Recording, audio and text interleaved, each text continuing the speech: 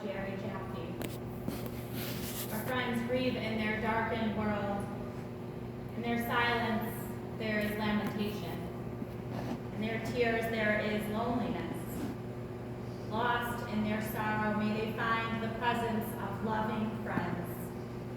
Hear them, O God, be with them. For Jerry's love that united us in life and which death cannot sever. For his companionship that we shared along life's path and which continues through the tenderness of memory. For the gift of his heart and mind that brought so many joy and happiness and is now a precious remembrance. For all these and more, we give our thanks to God. At this time of grief, our hearts turn to Cindy, to Mark and Alana and Nathan, to Jerry's nieces and nephew, Gail, Carol, and Stan, to their children and the many cousins and friends for whom Jerry loved and cared for and who loved and cared for Jerry. Family was everything, and everything is family. And so now we're going to turn to Jerry's family members to offer memories and words to share with all of us today. I'm going to start with Cindy, and then we'll hear from Gail and Stan, and then Carol.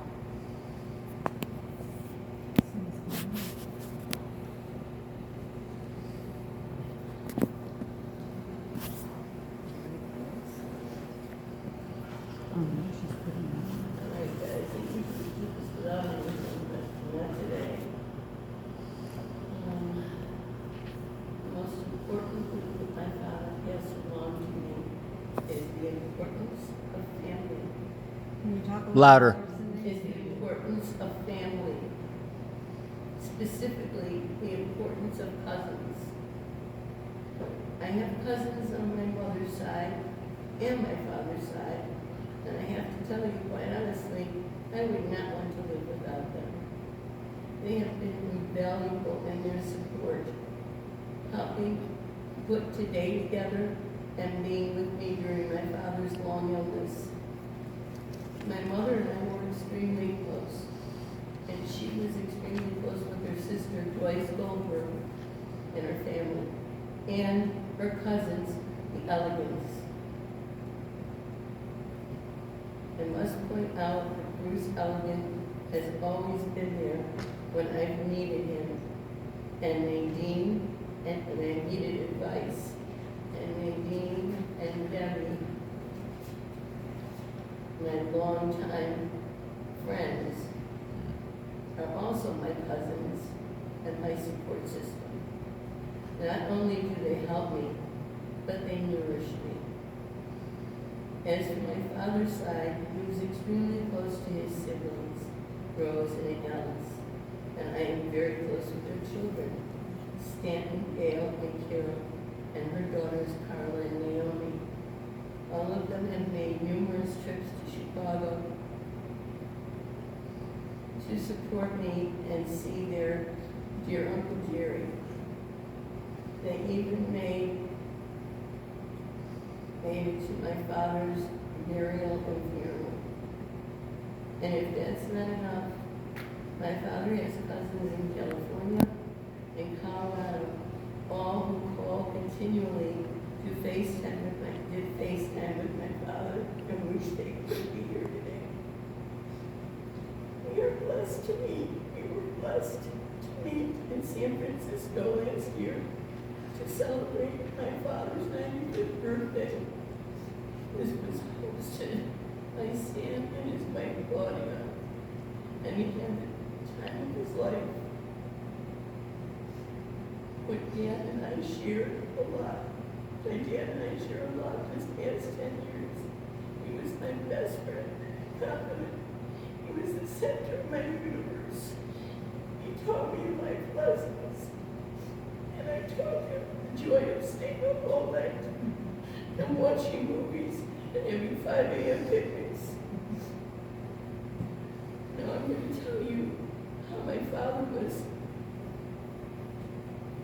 shaped by his family and how he has shaped us. My father's name was Jerry Jaffe. He survived my mother by 10 years, living with me. My mother passed away in 2014, and it was a horrendous shock. I am an only child, and nieces and nephews, and on my dad's side, have come to Chicago many times to help me and do some of the things I was not able to do. In fact, his two nieces and nephew, my first cousins, actually wrote a plan of everything that had to be done a year or two in advance, because they knew I would be in no shape to do it, and they were right. We were raised to be a close family, and we were able to pass on. Cousins are very important. When my father lost two of his first cousins, he was particularly close to Vida and Diane. In fact, it was Vida's two sons, Gareth and Seth. They came here just a few weeks ago to be with my dad. They were here more than once even, and they just wanted to sit and be with him. Each of us carries some traits of that close-knit family, which is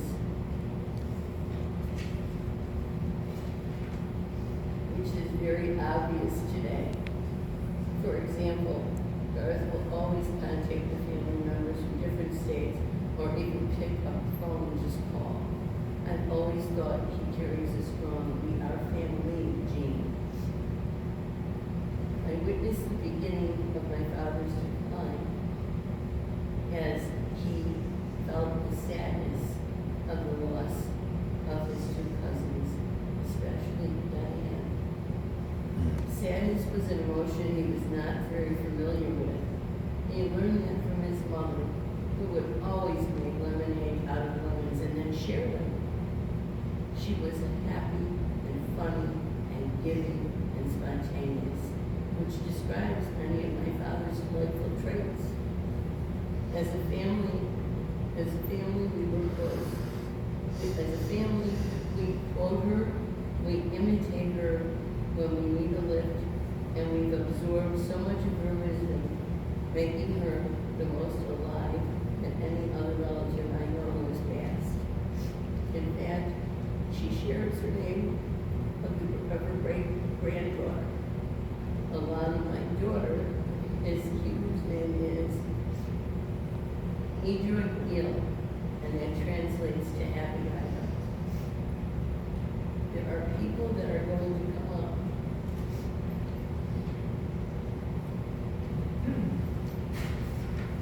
There are people that are going to come up and share memories of my dad, which are many, because he's touched everybody's life so deeply. In fact, his sister Stan's mom, Rose, and Carol and Gail's mom, Alice, were such a close-knit family, it didn't matter where anybody lived. And the same can be said for their children, as we now carry on the torch. In fact, the four first cousins right after them. My dad was a college professor. He had a master's of his own and was a huge influence in shaping my profession as a psychotherapist. He himself also had a master's of psychology, which made him a wizard in raising me. Before I knew it, I was doing something I said I wouldn't, or I couldn't, or I shouldn't. He was a remarkable person. His sister Ellen's mother, Carolyn Gale, put together a book of poetry. And she wrote one of the selections called My Brother. There has never been a more true and fitting description of him, as everything she said was 100% accurate. I'm going to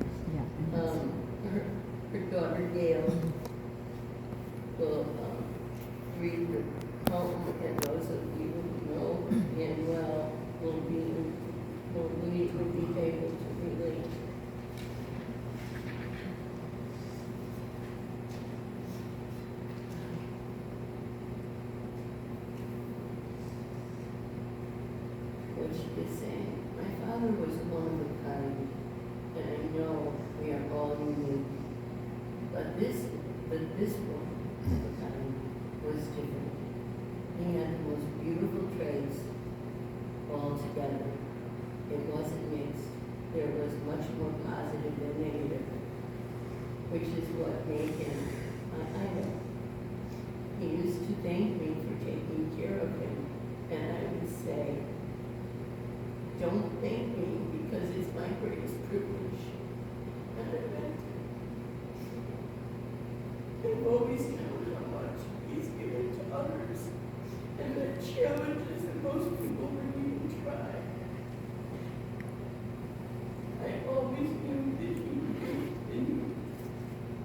I always knew that I would never know another man who was more worthy of getting back what he has given.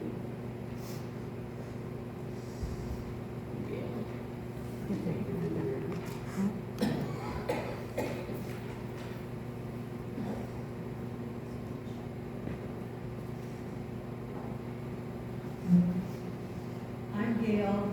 I don't think I say that. I'm Gail Denise, and I want to tell you that you will never find a more devoted daughter than Cindy. Cindy was by Jerry's bedside from the second he was in the hospital until he died with her hand on his chest. And I'm telling you, she was not the favorite of the nurses on the floor. Because she wanted something for him every 3 seconds, and she got it. Jerry was so grateful to have her. And Carol and I would come and visit, and Stan would come and visit since February, because that's when he really took kind of a nosedive, and he started a slow decline. So Cindy was there for every minute, and we want to thank her for her devotion to him. Yes, he did. He made it to Memphis with Stan and Cindy in April, and he got to see Graceland and Elvis's home. And for the past month, the thing that kept him alive most was thinking that we were going to go to Las Vegas in November. We kept coming in the room and going, "Viva Las Vegas!" And Cindy kept him alive, I think, with her sheer willpower this past year. We would sing songs, we would watch old movies, and I would read poetry to Uncle Jerry. Can you hear me, guys, back there? Yes. Okay. Of course, Jerry got weaker and weaker, but he kept singing, and at the end, he was whispering, and then he was just mouthing the words. But the last day of his life, Cindy and I were there, and Marlene, of course, our nanny from life, 25 years with the family. Alana and Nathan's nanny. And she was the second mother to them. And we were all together. And I was reading him a book that my mother wrote.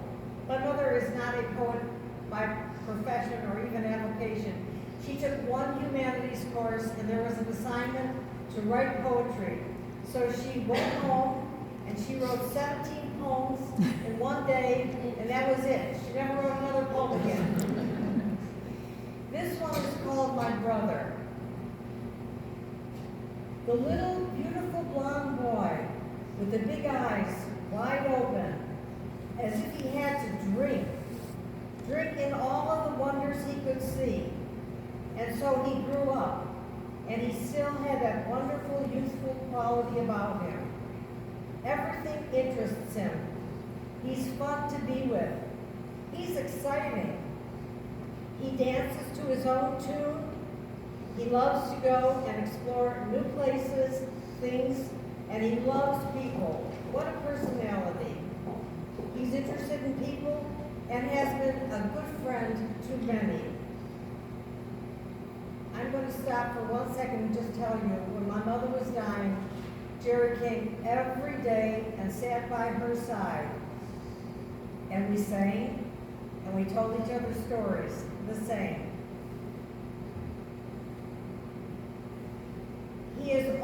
been there for me. This is for my mother again. Our relationship is more serious than his relationship with our sister. And that would be Rose, who lived in San Francisco. They are closer in age and were more together as children, and they still goof around with quips and old songs. My brother has many talents and interests. It seems like his mind is never resting. He has a high energy level. Just give him a good night's sleep and he can conquer the world. Nothing stumps him. He makes you feel young in his presence. And that's why we chose this picture of Uncle Jerry. It really captures his essence. He was buying that hat, he loved that hat, at the $5 and below store. We have buried him in his favorite clothes, his most comfortable sweats that his nieces Carla and Naomi got him, and they reminded him of Nathan, because Nathan had a pair of it, and of course he wanted what Nathan had. And his sweatshirt, who got him his sweatshirt? I did. Cindy bought him an orange hoodie sweatshirt. Now, I will tell you, when he gets to the crypt, Darlene is going to yell at him. She is going to say, I can't believe that's what you wore. You're going to be in that for eternity. I'm not laying next to you like, go change your clothes.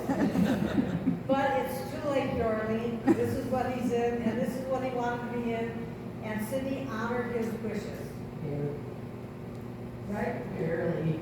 Barely, but she honored his wishes. What come next, my dear? Stan.